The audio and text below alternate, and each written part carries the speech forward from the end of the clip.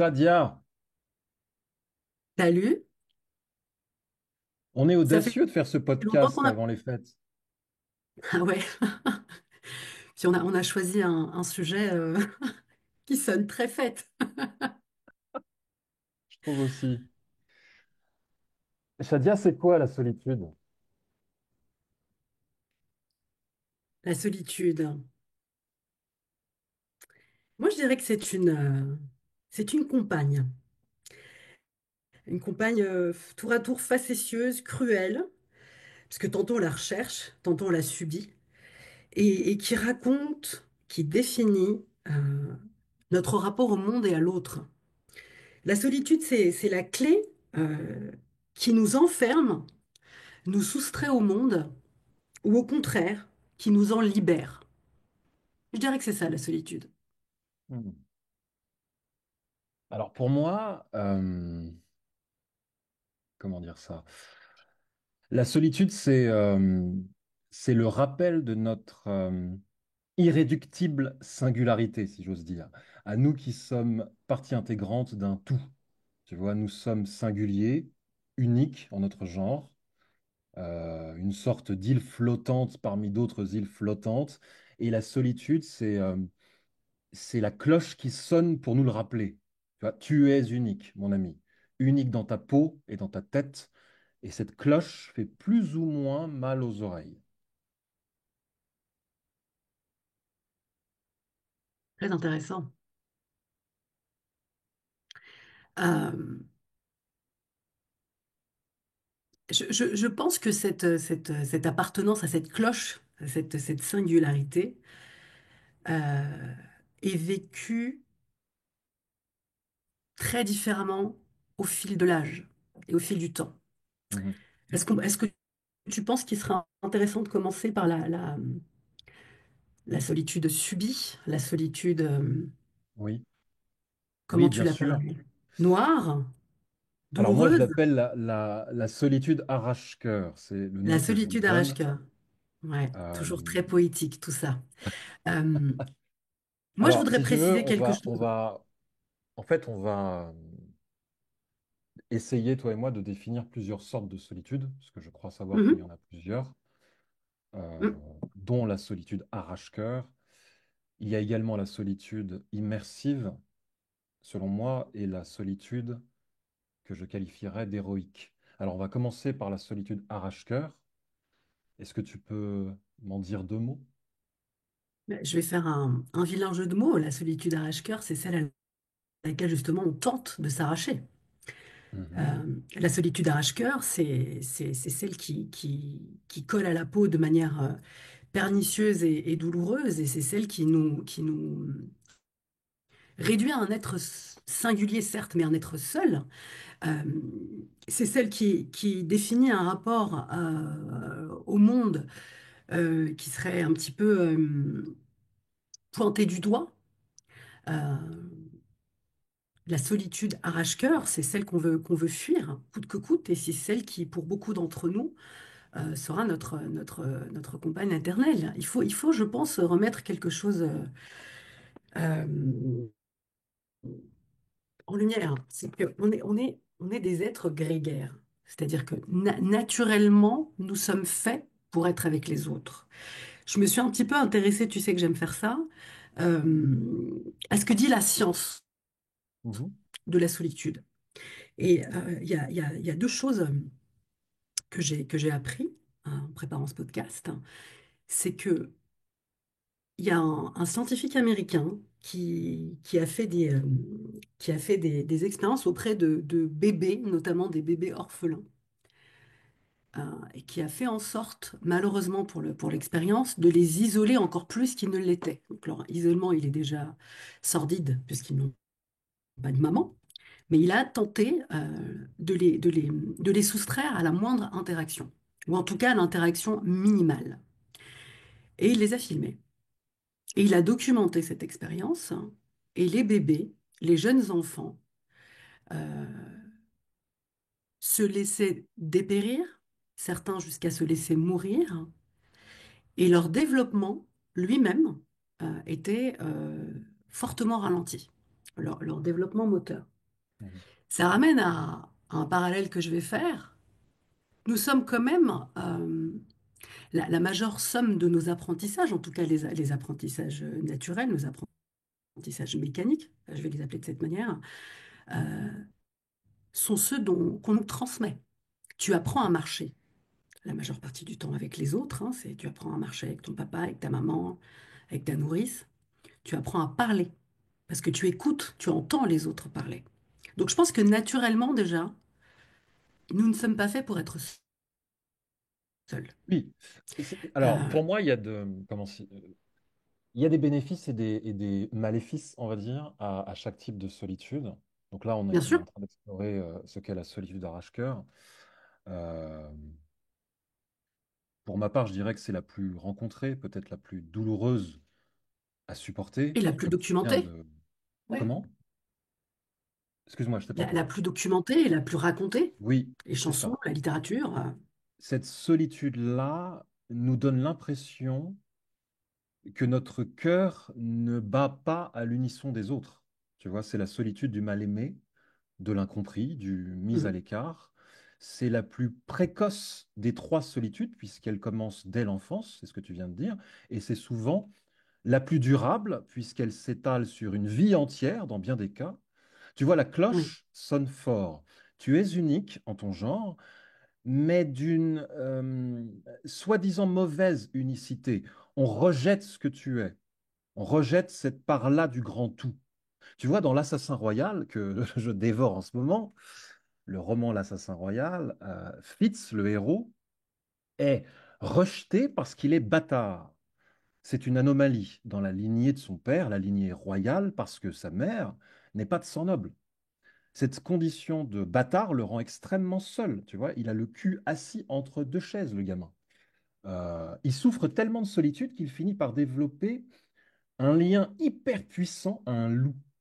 Le loup, œil de nuit, qu'il a recueilli louveteau, qui a grandi avec lui, qu'il a tenté de chasser à coups de pompe, parce que ça ne se fait pas de pactiser avec un loup quand on est un homme. C'est même passible de mort dans son monde. Il faut dire que Fitz et œil de nuit sont télépathes.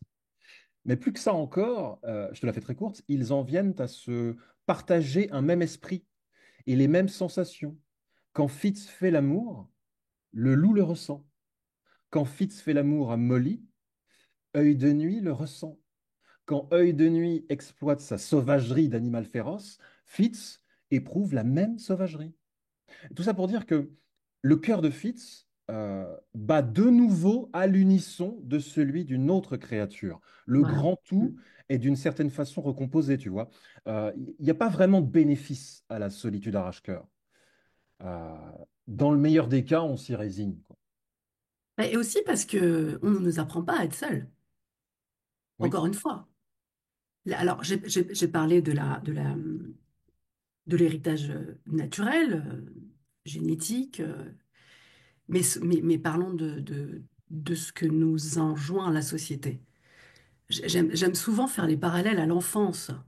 Quand tu Mhm. punis un enfant, que ce soit à l'école ou à moi, enfin, je sais que c'est deux choses qui se font de moins en moins, mais en tout cas, moi, c'est quelque chose que j'ai connu, que ce soit à l'école ou que ce soit en tant qu'enfant. La punition première, c'est tu vas aller dans un coin seul de la classe, tu ne participeras pas à la cour de récré, et puis à la maison, tu vas t'isoler dans ta chambre. Oui.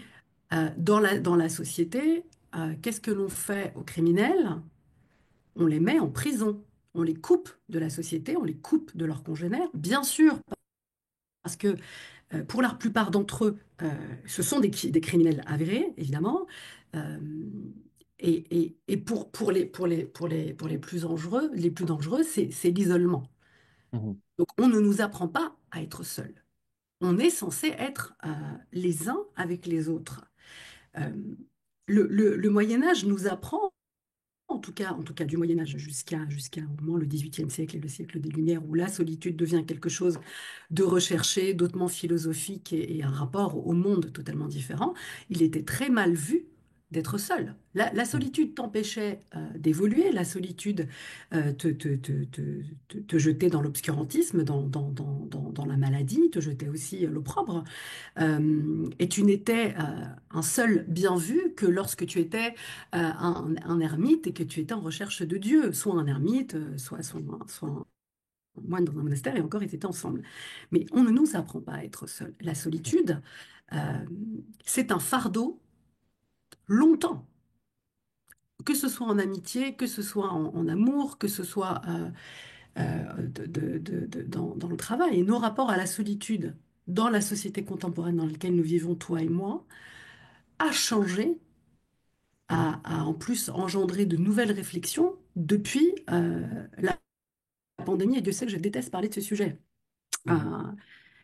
Parce qu'il est encore très vif en moi. Ça va faire 5 ans, mais ce sujet est éminemment important pour notre siècle et notre contemporanéité. Moi, je suis persuadée, je me suis fait la réflexion encore une fois en réfléchissant à notre petite conversation, euh, qu'il faut apprendre à nos enfants à être seuls. Alors, je sais que ça peut se transmettre par le rapport à l'ennui, par exemple. Tu t'ennuies, c'est souvent parce qu'il n'y a rien pour te distraire. Qu'est-ce Mhm. que tu fais seul en ton esprit? Tu n'as pas Mhm. d'amis. Certains enfants n'ont pas d'amis. Certains adultes n'ont pas d'amis. Certains adultes n'ont pas d'amants, n'ont pas de conjoint, n'arrivent pas à se lier aux autres. Je ne parle même pas des isolés sociaux. Je ne parle même pas des gens qui sont sans abri. Enfin, je veux dire, c'est quand même une manifestation qui porte plusieurs visages, qui est effectivement arrache-cœur et qui peut devenir euh, très très dangereuse. Et pour la génération des 15-25 ans, sache qu'ils sont plus de 45% à se déclarer seuls, alors qu'ils sont la génération la plus connectée. Ils sont ultra connectés et ils se Mhm. sentent terriblement seuls. C'est le Euh, grand paradoxe. c'est le grand paradoxe de notre siècle, tout à fait. On est totalement Effectivement. seul au milieu du brouhaha du monde et de toutes les âmes, virtuelles ou non, qui nous entourent. Alors, il y a un autre type de solitude, peut-être un petit peu moins fardeau. Alors, ça reste à voir, hein, on va l'explorer ensemble. C'est ce que j'appelle la solitude immersive, Oui. la solitude du créateur, du plongeur, de l'obsédé. C'est un... Alors, si tu veux, c'est quoi? C'est un état volontaire, ou en tout cas, s'il n'est pas volontaire, sachant qu'on n'a pas toujours le contrôle de nos passions, il est transcendant. C'est la solitude de Picasso quand il peint les Demoiselles d'Avignon et qu'il s'enferme je ne sais combien de semaines dans son atelier. C'est la solitude de Sylvain Tesson dans sa cahute au bord du lac Baïkal. C'est ce truc intérieur, tu vois, qui nous pousse à nous détacher des autres pour mieux peut-être les retrouver. Moi, je suis très partisan de cette solitude-là. Quand j'écris, je plonge. C'est une plongée, l'écriture, vraiment. On y est seul et en même temps peuplé. Peuplé de tous nos personnages, de toutes nos configurations, de toutes nos mises en scène. Tu vois, c'est épuisant, asphyxiant même.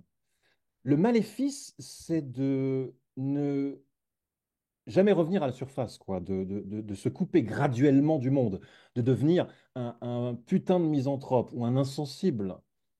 C'est ça l'écrivain, il est un peu sur le fil du rasoir, quoi, entre amour universel et misanthropie sectaire, tu vois. Le bénéfice de cette solitude, c'est évidemment le Graal, le trésor au fond de l'océan, une œuvre, le nirvana, l'état de grâce. Je vois que tu as appris à filer ma métaphore du scaphandrier. J'apprends vite, hein. Alors évidemment, toi comme moi, on est forcément beaucoup plus enclin au départ à parler de la solitude du créateur. Et je pense que lors de nos toutes premières conversations sur la création littéraire, parce que c'est celle qui nous concerne mutuellement, moi je sais qu'au début, euh, c'était compliqué de me retrouver face à moi-même, parce que je n'avais pas encore dépassé le premier, deuxième, troisième niveau des abysses. tu vois. J'étais encore trop avec moi-même, finalement. Mhm. Mhm. C'est-à-dire que la solitude, je pense que c'est cet état où tu dépasses la conscience de toi-même pour te fondre avec l'univers. Et j'ai eu une discussion avec un ami tout dernièrement, euh, en lui disant, je commence à me poser la question de savoir si je ne vais pas me mettre à voyager seule. Et il me dit, et je lui dis, bon, ben, je suis un peu folle hein, quand même de faire ça. Il me dit, mais pas du tout. Être seul avec toi-même, c'est être seul avec l'univers. Et Mhm. j'ai trouvé ça tellement juste. C'est-à-dire qu'au début, quand j'écrivais, c'était encore Shadia qui écrivait. C'était Mhm. l'expérience de Shadia ou l'expérience des autres. Et à un moment donné, tu plonges effectivement dans une matière qui va au-delà de ta propre existence. Mhm. Elle peut être vertigineuse. On pense à Kafka. Tous les créateurs solitaires n'ont pas été heureux. Euh, la folie et l'isolement et la misanthropie, effectivement, ne sont jamais très loin, mais je pense pas que ce soit notre propos aujourd'hui. Hein. C'est pas de parler de la solitude exacerbée, qu'elle soit immersive ou non. Donc, dans la création, il y a Le forcément un propos, moment donné. si tu veux, le propos, c'est d'essayer de lister les Ouais, bénéfices et les maléfices, tu vois. Voilà. A priori, la solitude, c'est moche, mais pas que.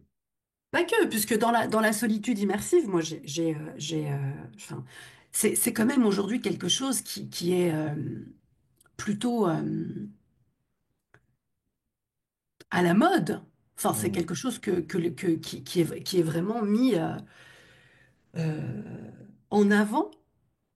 Il faut faire de la randonnée, il faut marcher seul, il faut voyager seul, il faut faire de la méditation, il faut aller dans des retraites silencieuses. Il faut s'approprier cette solitude, il faut Mhm. l'apprivoiser, se Mhm. réconcilier avec elle. Et je pense que justement, euh, je vais reprendre une expression populaire, on est seul, on vit seul, on meurt seul. Mhm. On est seul au milieu des autres, on est seul dans un couple, on est seul en tant que parent, on est seul. Il y a rien de tragique quand je dis ça. C'est une vérité. Et plus tu vas avancer dans ta vie, plus les gens vont partir ou être moins présents, ou en tout cas tu vas devoir réorganiser tes relations. Et bien sûr qu'il vaut mieux apprivoiser sa solitude jusqu'au moment où tu la recherches avec délice et allégresse. C'est cette Mhm. histoire de réinvention dont je parle tout le temps. Cette Oui. histoire de réadaptation et de regarder en face les choses qui nous font peur. Moi, la solitude, je n'ai plus du tout le même rapport avec elle qu'il y a, allez, 2, 3 ans. Et encore, je ne pense pas avoir atteint ce nirvana de la solitude. Tu vois, moi, ce que j'aimerais, Mhm. c'est être... j'y arrive encore une fois de mieux en mieux, pardon.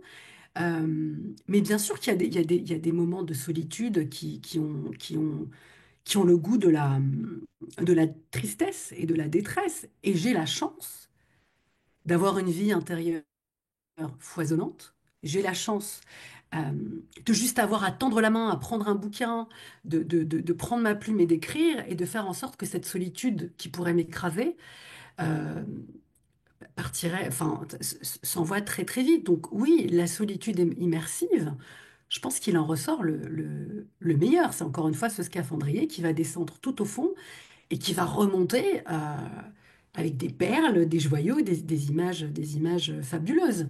Mais Mais un c'est presque un acte scaphandrier, de ça pèse lourd. résistance. Ça pèse Comment? lourd sur les épaules. Le scaphandrier pèse lourd sur les épaules au Ah départ. oui, il pèse lourd sur les épaules. Et tu as parlé de la solitude qui nous permet de nous confronter à nous-mêmes, à nos peurs. Et là, on en vient à la notion d'héroïsme, la solitude héroïque. It's lonely at the top. Les anglo-saxons sont catégoriques à ce sujet. Le prix à payer pour être au top du game, c'est ce dont on parle depuis tout à l'heure, tu vois, une singularité totale, une singularité exemplaire. La masse prend pour exemple l'unique. Tous les gamins qui jouent au foot veulent devenir un joueur de foot Cristiano Ronaldo. ou si c'est pas lui, c'est un autre, tout aussi unique et exemplaire, tu vois. Michael Jackson, un ovni. Albert Einstein, un ovni. Ce sont des marginaux, mais des marginaux de luxe. Ils montrent la voie. Mais Michael était très seul. En tout cas, c'est l'impression qu'il dégageait, tu vois. Einstein devait pas crouler sous les potes. Il y a la solitude du héros. Mon fils, par exemple, fait du foot. Et l'autre jour, je discutais avec la maman d'un de ses coéquipiers et on se disait, c'est dingue, comme les gamins qui font du foot, c'est-à-dire un sport collectif, ne rêvent que de gloire individuelle, à la Ronaldo. Et quand l'équipe perd, on blâme les coéquipiers. Et quand l'équipe gagne, c'est grâce à moi, tu vois. Je suis le meilleur attaquant, je suis le meilleur buteur, je suis le meilleur gardien de but. À moi la gloire, à moi la solitude planante du héros. Tu vois, on ne parle pas de tennis, non. On Ouais, parle on parle de sport, on joue à 22. d'un sport collectif. Alors, euh, James Bond, je sors 2 secondes du sport, tu vois. James Bond, je me retape tous les James Bond de Daniel Craig, c'est très bon. James Bond est héroïquement seul. 007 n'a pas son pareil, tu vois. À compter du moment où il rencontre Léa Seydoux, la solitude prend fin et il meurt. Le bénéfice, non, mais c'est vrai, le bénéfice de cette solitude-là, c'est l'idolâtrie. Le maléfice, c'est le mythe de Narcisse, le mythe de Narcisse réactualisé. Narcisse se noie. Moi, je pense que c'est sur la solitude du héros, sur la solitude du grand sportif. Est-ce que c'est pas, est-ce que c'est pas son écriture et sa célébration qui font qu'on met sur un piédestal une figure, même dans un sport collectif comme le foot. Enfin, euh, les gamins, effectivement, te parleront ok, d'une équipe qu'ils vont supporter, mais ils vont surtout s'identifier à un joueur. Et Oui. généralement, il a le même numéro. Donc, je pense que c'est la narration. C'est la narration qui est utilisée pour les sportifs, qui est également utilisée dans le cinéma et en littérature. De toute façon, ça va peut-être un petit peu nous rappeler notre podcast sur la passion. Euh, Ces individus tout singuliers et prodigieux ont une quête. Et cette Mhm. quête ne peut être réalisée que dans la solitude. Un 007 n'est plus 007 à partir du moment où il décide. Alors, je me demande si c'est pas un peu misogyne d'ailleurs. Je me demande si c'est pas un peu réducteur tout ça. Mais on en avait discuté d'ailleurs. J'ai l'impression que 007, à partir du moment où il entre dans le foyer conventionnel, il ne peut plus être 007. Et c'est peut-être la partie la plus dangereuse qu'il ait pu jouer. Et c'est celle Mhm. d'ailleurs avec laquelle euh, son histoire va s'arrêter. Oui. Il en a vécu hein, des choses absolument extraordinaires dont on se demande comment il est sorti. Et c'est le moment où il décide de prendre le petit-déj dans sa cuisine immaculée avec Léa Seydoux que 007 connaît le crépuscule, tu vois. Oui, oui. Donc moi je pense aussi à la Tu dirais que c'est solitude. misogyne? Je sais pas, c'est un peu, c'est comme si tu veux, l'amour, c'est comme si l'amour tranquille, l'amour domestique pouvait t'enlever de ton cachet, tu vois, pouvait t'enlever de ton extraordinaire. Mais c'est un autre sujet. Mais j'y ai vraiment réfléchi à ça, à la fin de 007 Daniel Craig, tu vois. Ça m'avait un peu, euh, ça m'avait un peu interrogé. Euh, la solitude du dirigeant, la solitude du chef d'entreprise. Tu vois, on se dit toujours que ces hommes et ces femmes-là doivent faire très peu confiance, ou en tout cas juste assez pour que leurs collaborateurs les suivent dans leurs objectifs communs. Mhm. Euh, Est-ce que pour atteindre le Graal, il faut être seul ou avec les autres? Moi, je repense aux chevaliers de la table ronde. Ils sont 12, si je ne me trompe pas. Mhm. On ne retient que Lancelot. Tu as déjà réfléchi à ça? Le héros Moi, est je retiens seul. Gauvin aussi parce que, alors je retiens Oui, Gauvin parce que mon fils et moi on regarde un animé sur le golf et que alors c'est très rigolo parce que c'est une transposition du mythe arthurien dans le ouais, milieu du golf. Donc tous les golfeurs portent des noms de chevaliers et le héros de cet animé japonais s'appelle Gawain et Gawain c'est Gauvin. non, mais Voilà. alors il n'y a que Donc, toi pour trouver des animés qui reprennent. Non, mais j'adore. Non, mais je le veux cet animé-là. ouais, Rising Impact Il est sur Netflix. génial. Les chevaliers de la table ronde transposés en animés qui font du golf. Mais ouais, Exceptionnel. Rien que de mais résumer ouais, ça, c'est exceptionnel. mais je t'assure, c'est trop bon.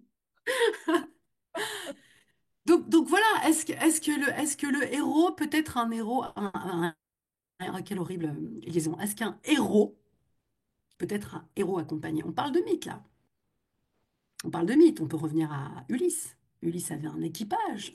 Hmm. Il n'était pas seul durant son Odyssée. Mais Non. c'est bien son histoire dont on parle. C'est l'histoire d'Ulysse. Et il est le Euh, seul rescapé et il est le seul rescapé. C'est, quand il rentre chez lui à Ithaque. Il est seul.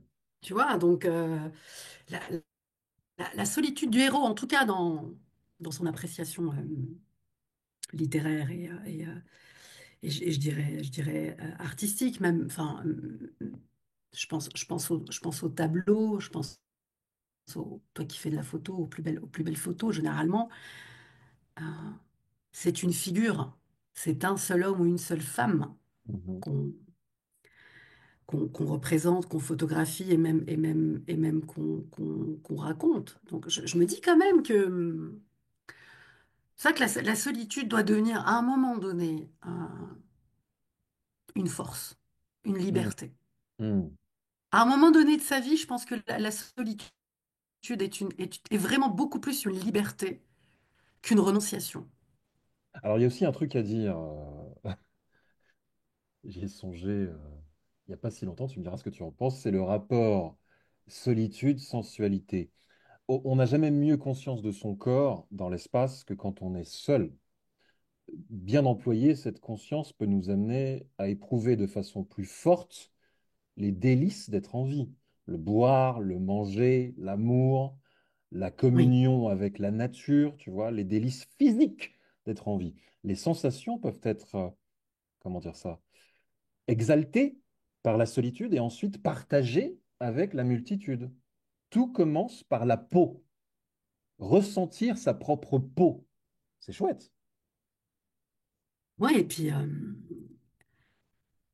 je me dis parfois, quand tu tournes le dos au monde, est-ce que c'est pas finalement pour te regarder toi? Hmm. C'est ce que quand tu te regardes, quand tu penses à ta vie, à ton passé, à tes projets, à tes histoires, à ce que tu es au moment où tu y penses, au tout début, enfin vraiment au départ de l'introspection, c'est jamais très guilleret, tu vois. Mhm. Tu penses plus à la somme de tes défaillances, de tes échecs, Mhm. comme tu dis si bien, à l'exaltation d'être là, dans l'ici et le maintenant. C'est pour ça que la méditation est un acte tellement solitaire. Et que le vœu de silence. Moi, j'ai une amie qui fait souvent ça. J'ai une amie qui part en retraite silencieuse et qui médite beaucoup, beaucoup, Oui. beaucoup, beaucoup. Au début, j'étais complètement effarée quand elle me racontait ses expériences. Je rejetais pas du tout l'expérience, mais je m'en sentais totalement incapable. Mhm. Et c'est quelqu'un qui a commencé très tôt. Tu vois, on s'est connus très jeune. Dis-toi que l'année du bac, au mois d'avril, elle est allée réviser dans un monastère. À 17 ans. Donc il Non, y mais a c'est quand même sûr. une... Ouais, ouais, ouais. Il y a un terrain, je pense. Il y a un terrain après que tu développes ou non. Et puis il y a tous les autres. Moi, qui, Mhm. qui travaillent petit à petit en se disant être seul, ce n'est pas être soustraite aux autres, privée des autres. C'est pas une condamnation. À un moment donné, regarde-toi le nombril. C'est bien de regarder le nombril. Je sais que tu détestes le nombrilisme, mais je suis sûre que tu vas être d'accord avec celui-là. Se regarder le nombril. Se regarder le nombril pour Oui. se dire, je suis là, ici, maintenant, j'ai un corps qui fonctionne, j'ai des sens en alerte, et je peux me soustraire, me couper des autres pour être avec moi, grandir, me, me- me découvrir et revenir vers eux euh, plus riche, plus alerte et je pense aussi beaucoup plus humble. Je pense que la solitude amène aussi beaucoup à l'humilité. Alors, je ne sais pas si les héros solitaires sont très humbles, mais Hmm. il y a, à mon avis, une humilité à, à choisir la solitude. Et Waouh. il y a en plus,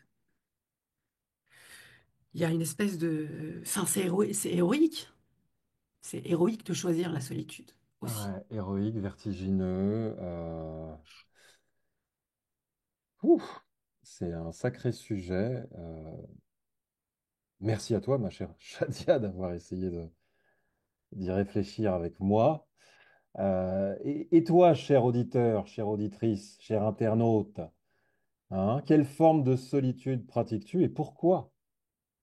En attendant ta réaction dans les commentaires, en bas de la vidéo, Shadia et moi te souhaitons un très riche et ou plutôt une très riche et très comblée année 2025.